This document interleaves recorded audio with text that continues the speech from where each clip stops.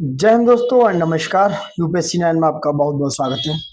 दोस्तों ज्योग्राफी के हम इससे पहले 18 लेक्चर कंप्लीट कर चुके हैं प्रीवियस ईयर में। वो प्रीवियस जो लेक्चर था उसमें आपने देखा होगा ये बहुत सारे जो अ, अनुसंधान थे उनसे रिलेटेड बहुत सारा क्वेश्चन था जो हमने किया, जो काफ़ी इंपोर्टेंट क्वेश्चन है, आपके एग्जाम्स में हमेशा आते रहे और आते रहेंगे, मैचिंग के लिए आते हैं।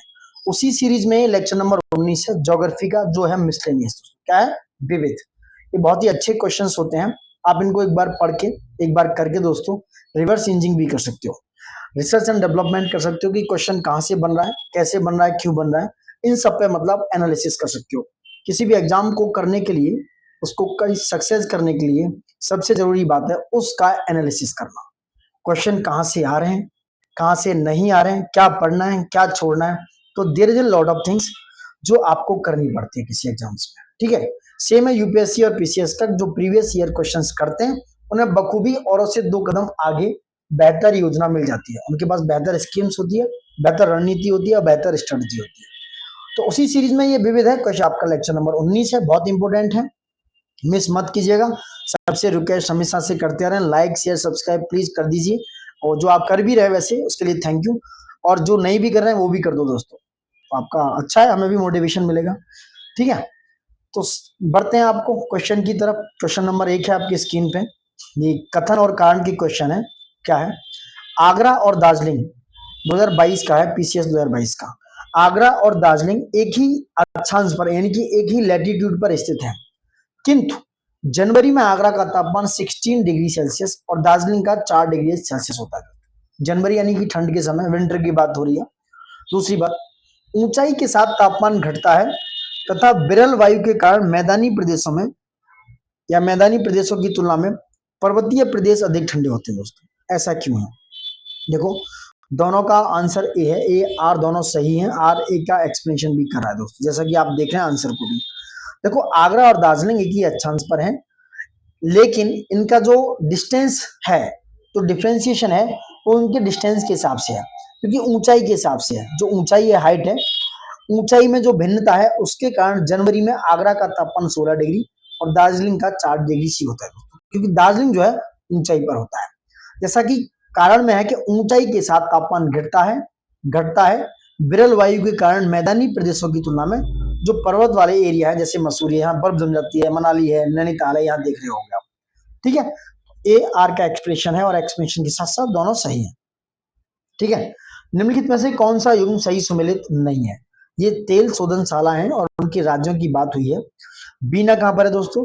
ये कह रहे कौन सा सही नहीं है। बीना आपका मध्य प्रदेश में, आपको बखूबी याद होना चाहिए। नूनामती आपके असम में है। बादीनार आपका दोस्तों पंजाब में नहीं, गुजरात में। बाडीनार जो है गुजरात में, एक्चुअली वो वाडीनार है, वाडीनार। मनाली आपका तमिलनाडु में, ये मनाली हिमाचल वाला नहीं है, ये तेल शोधनशाला है जो कहां पर है? तमिलनाडु में। तो क्वेश्चन को गलत मत करना, मनाली से कंफ्यूज मत होना दोस्तों। ठीक है, क्वेश्चन नंबर 3 पे आ जाते हैं कि प्राकृतिक साधन वे होते हैं जो किसी क्षेत्र में स्थित हैं तथा भविष्य में भी प्रयोग में लाए जा सकते हैं। ठीक है, दूसरा है किसी वास्तविक प्राकृतिक संसाधन का विकास प्रौद्योगिकी यानी कि टेक्नोलॉजी एवं उत्पादन लागत पर निर्भर होता है। दोस्तों बात दोनों सही है, बट एक दूसरे की व्याख्या नहीं कर रहे हैं दोस्तों। बात दोनों सही है, क्योंकि जो प्राकृतिक साधन होते हैं जो किसी क्षेत्र में स्थित हैं तथा भविष्य में भी प्रयोग में लाए जा सकते हैं, एंड किसी वास्तविक प्राकृतिक संसाधन का विकास उसकी प्रौद्योगिकी यानी टेक्नोलॉजी और उसके उत्पादन लागत पर निर्भर होता है। ठीक है, नेक्स्ट आते हैं, निम्नलिखित घटनाओं पर विचार करना है और उनको कालक्रम में यानी कि क्रोनोलॉजी में लगाना है। दोस्तों यूपीएससी से लेके पीसीएस हो, उत्तराखंड पीसीएस है, और भी जितने पीसीएस हैं, बीपीएससी है, यूपी पीसीएस है, ये सारे क्रोनोलॉजी के पीछे पड़े हुए हैं। ठीक है, मैं ऐसा बोल रहा हूँ क्योंकि ये क्यों पड़े हैं भाई, ये एक्चुअल में क्रोनोलॉजी जल्दी याद नहीं होती है, और याद हो जाती है तो कहीं ना कहीं जो डेट्स हैं वो मिस हो जाती है। इसलिए बार बार मैं कहता हूँ प्रैक्टिस करो, बार बार रिवीजन करो, मल्टीपल टाइम्स, 5 2 6 7 8 जितना कर सकते हो आप उतने टाइम रिवीजन करिए। ठीक है, अब आते हैं मगरमच्छ प्रजनन परियोजना की बात करेंगे दोस्तों, जो कब लागू हुई थी। मगरमच्छ परियोजना दोस्तों आपकी वो लागू हुई थी 1975 में। मगरमच्छ परियोजना से शुरुआत करते हैं, तो मगरमच्छ की जो रिप्रोडक्शन परियोजना थी वो 1975 में चालू हुई।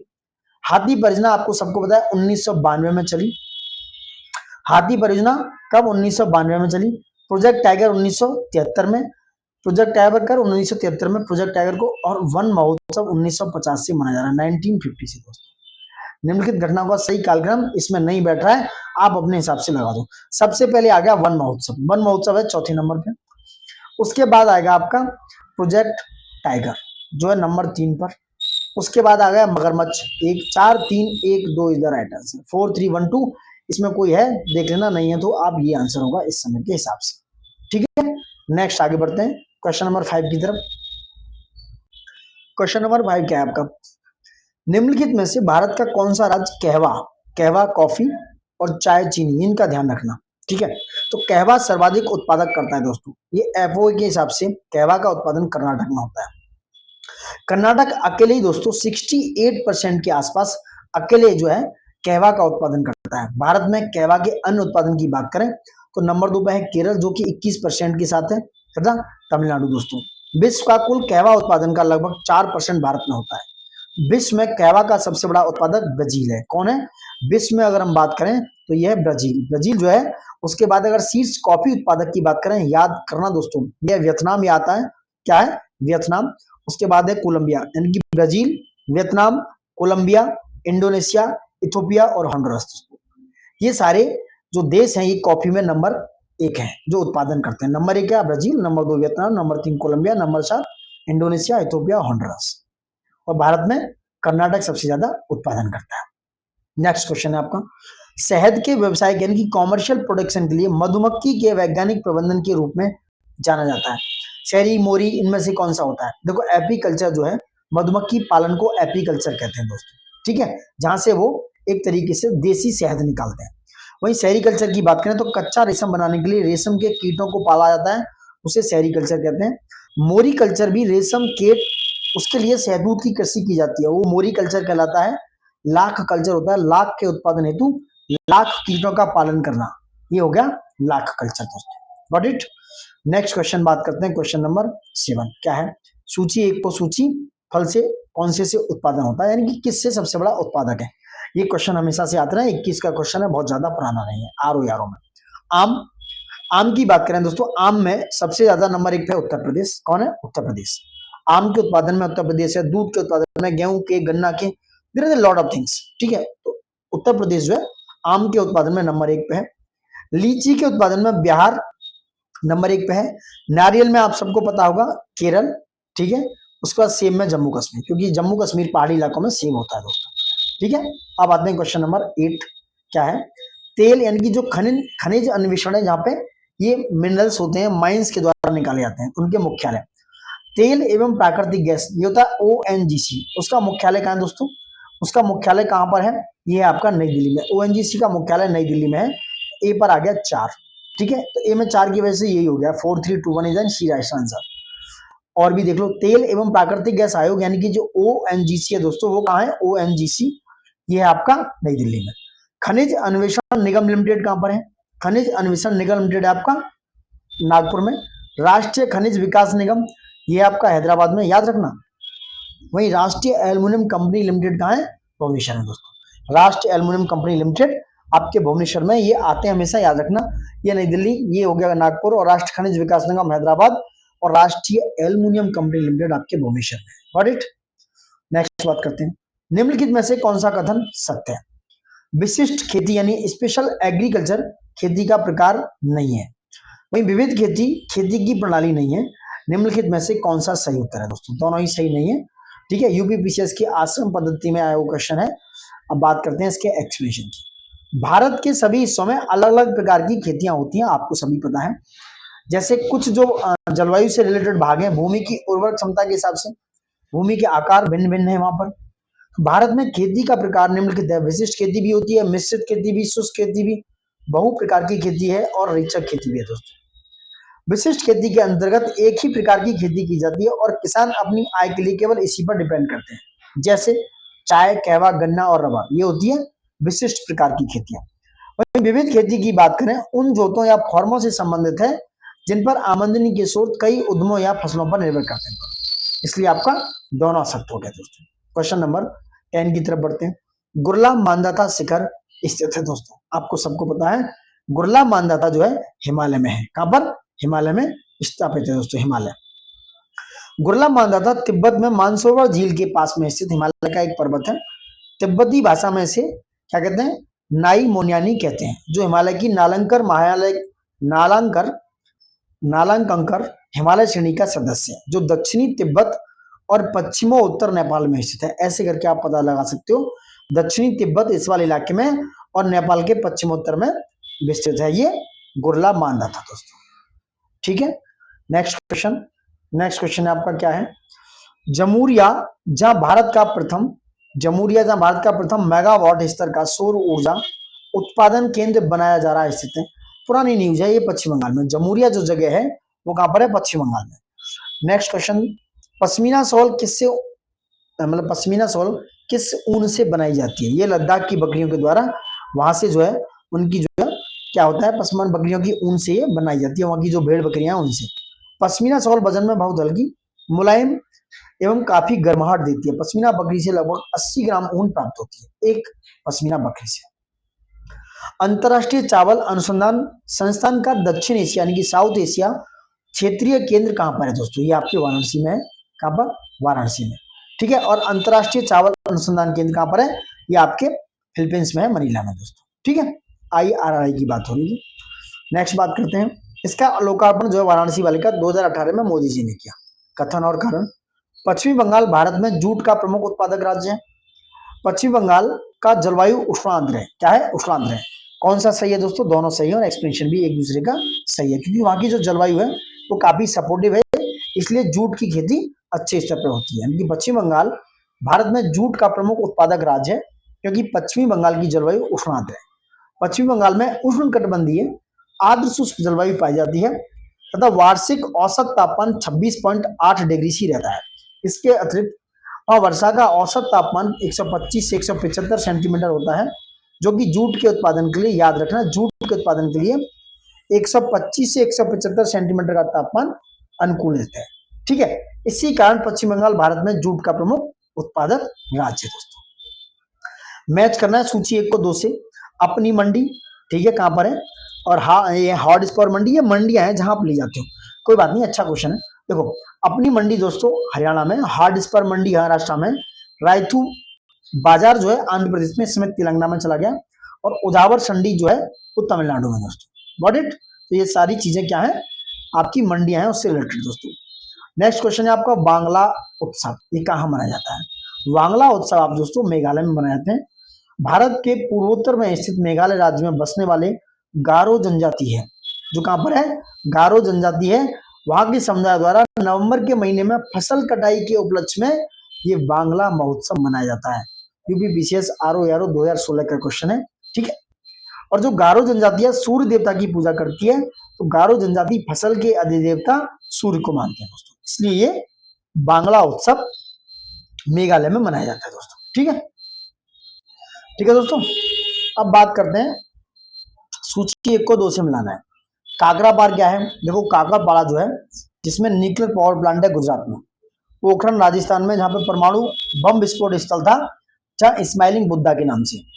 थुम्बा जो है रॉकेट प्रमोशन है केरल में दोस्तों, 1 मिनट, ठीक है दोस्तों। और श्रीहरिकोटा क्या है, उपग्रह प्रमोशन स्टेशन जो सार है आपका। ठीक है, तो 3, 1, 2, 4 एक्चुअल में इसलिए रोका था क्योंकि बाहर से आवाज जो हॉर्न वगैरह की आवाज ज्यादा रहती है, sorry for that. Next question पे आ जाओ, देखो हाँ ये मैच कर लो।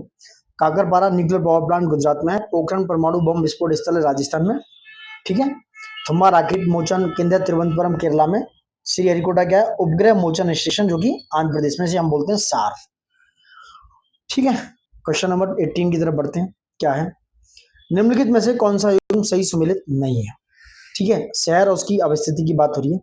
जबलपुर कहाँ है, नर्मदा नदी के किनारे है, हैदराबाद मूसी नदी के किनारे है, कोटा चंबल की, और नासिक गोदावरी की। तो B is not right in this picture. Next बात करते हैं दोस्तों, क्या है, निम्नलिखित में से कौन सा सुमेलित नहीं है। रामागुंडम किसके लिए, उर्वरक के लिए जाना जाता है दोस्तों, आंध्र प्रदेश में है। चित्ररंजन लोकोमोटिव के लिए जाना जाता है जो वेस्ट बंगाल में है। कोरबा छत्तीसगढ़ में एल्युमिनियम के लिए। पिपरी कीटनाशक के लिए नहीं, जबकि पिपरी जो है दोस्तों सोनभद्र के पास है, ये हिंदुस्तान एंटीबायोटिक्स लिमिटेड औषधि निर्माण के लिए जाना जाता है। क्या, पिपरी दोस्तों। ठीक है, तो रामागुंडम उर्वरक, चित्ररंजन लोकोमोटिव, कोरबा एल्युमिनियम में, और रामागुंडम आंध्र प्रदेश में, चित्ररंजन वेस्ट बंगाल में कोरबो, कोरबा कहां पर है? छत्तीसगढ़ में। Got it. क्वेश्चन नंबर 20, देश के किस राज्य का हिस्सा राष्ट्र राजधानी क्षेत्र में सम्मिलित नहीं है? दिल्ली है, उत्तर प्रदेश है, हरियाणा, मध्य प्रदेश। मध्य प्रदेश नहीं है दोस्तों, सबको पता है कौन कौन से जिले हैं। हरियाणा के 14 जिले हैं, इस तरह से देख लेना, मैच कर लेना। और राजस्थान के 2 हैं, अलवर और भरतपुर। निम्नलिखित में से कौन सा सुमेलित नहीं है? जयपुर को गुलाबी नगर कहते हैं, उज्जैन को महाकाल का नगर, कोलकाता को आनंद का नगर, जैसलमेर को दोस्तों क्या कहते हैं? झीलों का नगर उदयपुर को कहते हैं। उदयपुर को झीलों का नगर कहते हैं, उदयपुर को दोस्तों। सो डी इज नॉट मैच। नीचे जो है, नीचे महिलाओं के परंपरागत परिधानों एवं राज्यों की एक सूची दी गई है, उनमें से कौन सा सम्मिलित नहीं है? याद रखना दोस्तों, काफी अच्छा क्वेश्चन है, पीसीएस जीएस 2001 का क्वेश्चन है। ऐसे हल्का क्वेश्चन आ तो नहीं है, लेकिन यार बन सकता है कभी भी। देखो, बोकू या बाखू जो है सिक्किम का परिधान है, मेखला जो है असम का है, मोंडू जो है कहाँ का है? केरल का, यही मात खा के। मंडू जो है केरल का, और फेरन कश्मीर का दोस्तों। इनमें से परंपरागत परिधान की बात करें तो बोकू बाकू सिक्किम, मेखला असम, मोंडू जो है कहाँ का? केरल, और फेरन कश्मीर का दोस्तों। क्वेश्चन नंबर 23 की तरफ आ जाओ। क्या है 23? सूची 1 को सूची 2 से मिलाना है। राज्य और उससे रिलेटेड वो है पर्यटक केंद्र। जम्मू एंड कश्मीर में देखो, जो गुलमर्ग के पास में है पहलगाम, एक पर 3 कहाँ है? तो ये दोनों ही एलिमिनेट हो गए। उसके बाद गुजरात में क्या है? कसौली गुजरात में है? नहीं, हिमाचल प्रदेश में। आपने देखा होगा हिमाचल में कसौली। तो 3 और 4 किसमें? B is the right answer. और गुजरात में क्या है? गुजरात में क्या है बताइए? ये हो गया उड़वाड़ा, और तमिलनाडु में पॉइंट कैलीमर, ये आपको पता होगा दोस्तों, ठीक है। डायमंड हार्बर तथा सॉल्ट लेक सिटी अवस्थित है दोस्तों, ये कोलकाता में। कहां पर है? कोलकाता में। नेक्स्ट,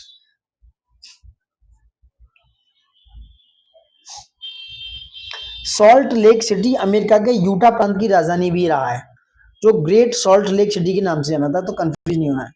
निम्नलिखित भारतीय भाषाओं को मातृभाषा के रूप में प्रयोग करने वाले को कौन सा अवरोही क्रम है? मातृभाषा के रूप में प्रयोग करने वालों का कौन सा अवरोही क्रम है जो सबसे ज्यादा करते हैं? देखो, बंगाली, इसके बाद मराठी, फिर तेलुगु, फिर तमिल दोस्तों। 1 2 4 3 इसका आंसर हो गया दोस्तों। 2011 की जनगणना के हिसाब से देखा है, सबसे ज्यादा बोलने वाले लोग हैं बंगाली, फिर मराठी नंबर 2 पे, तेलुगु नंबर 3 पे, और तमिल को नंबर 4 पे।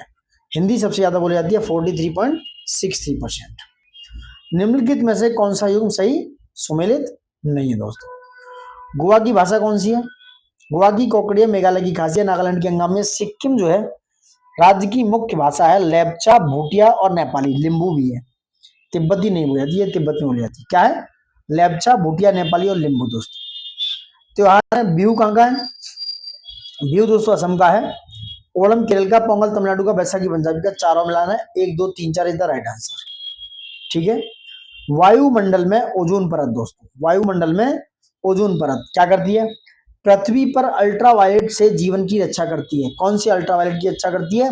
ये अल्ट्रावायलेट सी को रोक लेती है दोस्तों। तो वायुमंडल में ओजोन परत पृथ्वी पर पराबैंगनी किरणों को रोकती है और जीवन की रक्षा करती है। ओजोन जो है 3 परमाणु से बनी है ऑक्सीजन के। इस प्रकार लगभग 90% ओजोन पृथ्वी की सतह से 15 से 35 किलोमीटर की ऊपर क्या करती है? ओजोन परत कहा जाता है जिसे।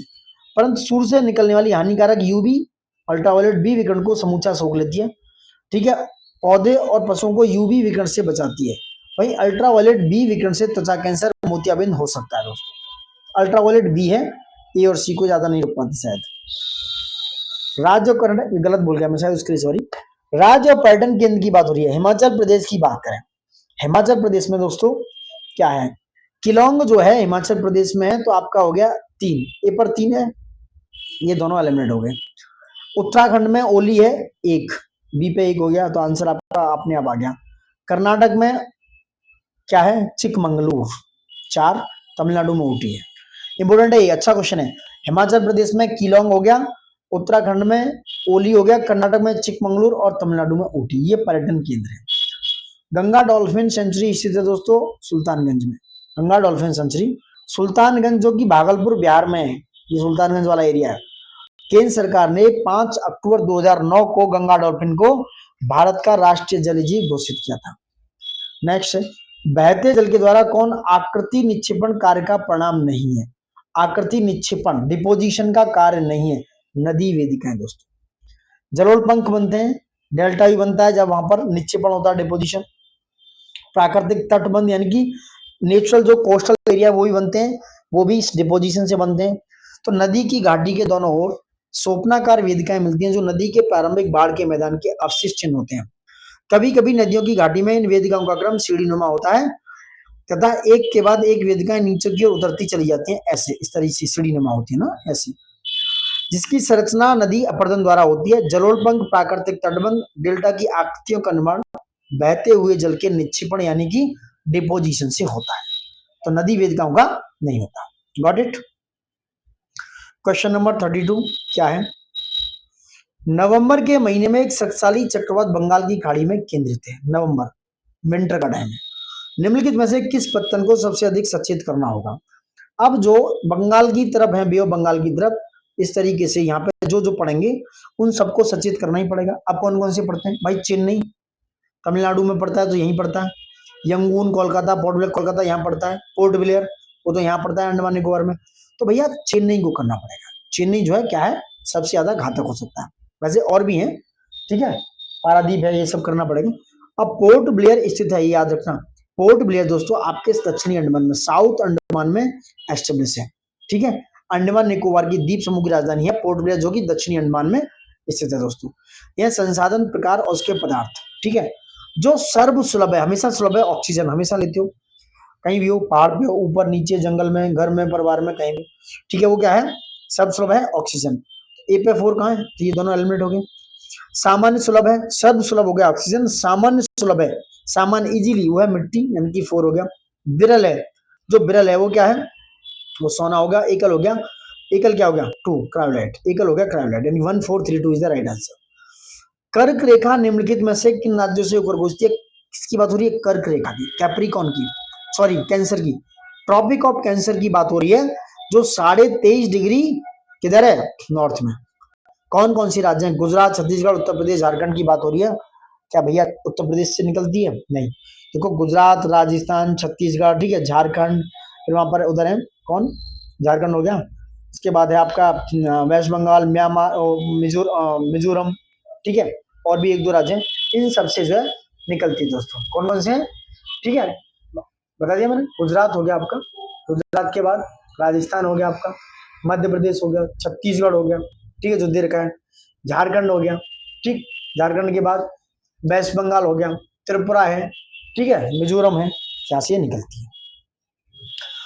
तो भारत की कर्क रेखा की बात करें, जो देखो मुख्य भूमि की बात करें, 8 डिग्री 4 मिनट से 37 डिग्री 6 मिनट उत्तरी अक्षांश और 68 डिग्री 7 मिनट से 97 डिग्री पूर्वी देशांतरक है। और कर्क रेखा 23.5 डिग्री उत्तरी है, जो मैंने बताया था। गुजरात, राजस्थान, मध्य प्रदेश, छत्तीसगढ़, झारखंड, पश्चिम बंगाल, त्रिपुरा और मिजोरम, यही सब मैंने बताए थे आप, ठीक है। नेक्स्ट क्वेश्चन, भारत के पश्चिमी तटीय मैदान के, पश्चिमी तटीय मैदान, पश्चिमी तटीय यानी कि इसकी बात हो रही है इस समय, ये वाले पश्चिमी तटीय के उत्तरी भाग, ये वाला उत्तरी भाग, ये हो गया दक्षिणी भाग। उत्तरी भाग को जिस अन्य नाम से जाना जाता है, ये वाला जो गोवा वाला इलाका है, कोंकण तट से, कोंकण। भारत का पश्चिमी तटीय मैदान के उत्तरी भाग को कोंकण तट के नाम से जाना जाता है। भारत के पश्चिमी तट का मैदान का विस्तार गुजरात तट से लेकर केरल के तट तक है। यह मैदान वास्तव में पश्चिमी घाट के विस्तृत, पश्चिम में विस्तृत निमज्जित यानी कि सबमर्ज तटीय मैदान है। इस मैदान के चारों भागों में विभाजित किया जाता है। गुजरात के तटीय मैदान, कोंकण का तटीय मैदान, मन और कन्नड़ का तटीय मैदान और मालाबार का तटीय मैदान। भाई कोरोमंडल पूर्वी तटीय, जो कि तमिलनाडु वाला इलाका है, उसका हिस्सा है, ठीक है। इतनी सारी कहानी मैंने बता दिया। भारत का लगभग 30% क्षेत्र 3 राज्यों में समाहित है। एरिया की बात हो रही है, जो सबसे ज्यादा एरिया गेन करते हैं। नंबर 1 राजस्थान, मध्य प्रदेश और महाराष्ट्र। चौथे नंबर पर उत्तर प्रदेश। तो ये 3 राज्य हो गए, ये 30% गेन करते हैं। यूपी 308 एक प्रजाति अभी फिलहाल नहीं पूछे जा रहे हैं, गेहूं की प्रजाति। ऐसे क्वेश्चन कम आ रहे हैं। अब आते हैं क्वेश्चन नंबर 39 दोस्तों। क्या है? सूची 1 को सूची 1 मिनट, सूची 1 को सूची इससे मिलाना है। पुराना क्वेश्चन है, आप देख सकते हो, थार एक्सप्रेस, दोस्ती एक्सप्रेस, ये दिल्ली लाहौर है, इस तरीके से बहुत पुराना क्वेश्चन है, ऐसे नहीं आ रहे हैं। आप चाहो तो देख सकते हो आप। अंटार्कटिका में भारत का दूसरा स्थायी स्टेशन का नाम क्या है? अंटार्कटिका में दूसरा, पहले की बात नहीं हुई है, यह मैत्री दूसरा है। दूसरा क्या है? मैत्री। 1983 में भारत में अंटार्कटिका पर अपना पहला शोध केंद्र था, दक्षिण गंगोत्री था पहला। दूसरा है मैत्री, 1989 में मैत्री दूसरा। और 18 मार्च 2012 को भारती तीसरा शोध स्थान है 12 में। 83, 89 और 2012।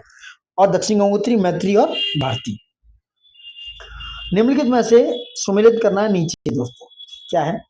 चंडीगढ़ क्या है? चंडीगढ़ क्या है? देखो कितनी बार क्वेश्चन आया, ये याद रखो कितनी बार क्वेश्चन आया।